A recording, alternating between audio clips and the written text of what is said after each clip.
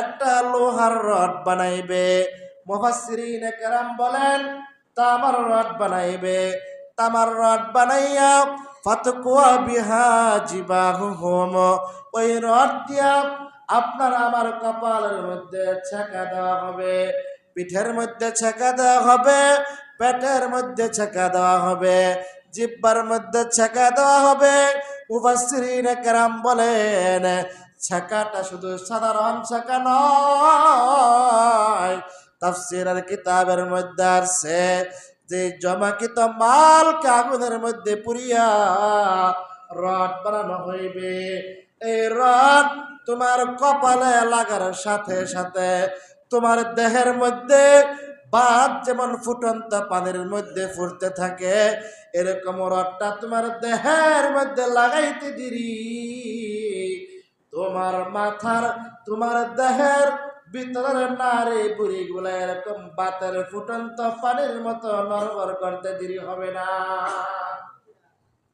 হাদিসের মধ্যে মুহাদ্দিসিনে কেরাম লম্বা চূড়া ব্যাখ্যা করেন যে মালটা পুইরা লোহা বানানো হবে, তামা বানানো হবে, শরীরের বিভিন্ন জায়গায় ছেঁকা দিতে থাকবে, ছেঁকা দিতে থাকবে।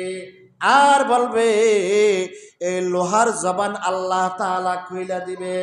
এই লোহা বলবে আনা মালুকা, আনা মালুকা, আনা কাংজুকা, আনা কাংজুকা। এ দুনিয়ার বাদশাহ, আমি মালকে কিন্তু যত্ন কইরা আলমারির মধ্যে রাখছিলাম, ব্যাংকের মধ্যে রাখছিলাম, আমি মালকে যত্ন কইরা সুকেশের মধ্যে রাখছিলাম, বালিশের নিচে রাখছিলাম। মাঝে মাঝে আমাকে কিন্তু একটু বুকের মধ্যে নিতা, আমাকে মাঝে মাঝে একটা চুমাও দিতা। ও কপাল পুরানা ফুরমানা, আমি তোমার সেই মাল, তুমি যেরকম কইরা আমাকে আলমারির মধ্যে বড় মহাব্বতের সাথে রাখছ, আজ আমি তোমাকে বড় মহাব্বত কইরা এরকম সেক লাগাইতেছি।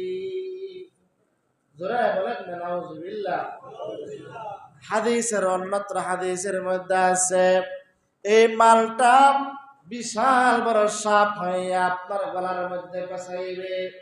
মুহাদ্দিসিনে কেরাম বলেন এত বিষাক্ত সাপ আপনার আমার গলার মধ্যে পেঁচাইবে, যে বিষাক্ত সাপ যদি দুনিয়ার জমিনে একটা নিঃশ্বাস ফালায়, দুনিয়ার সমস্ত হাওয়া বাতাসগুলা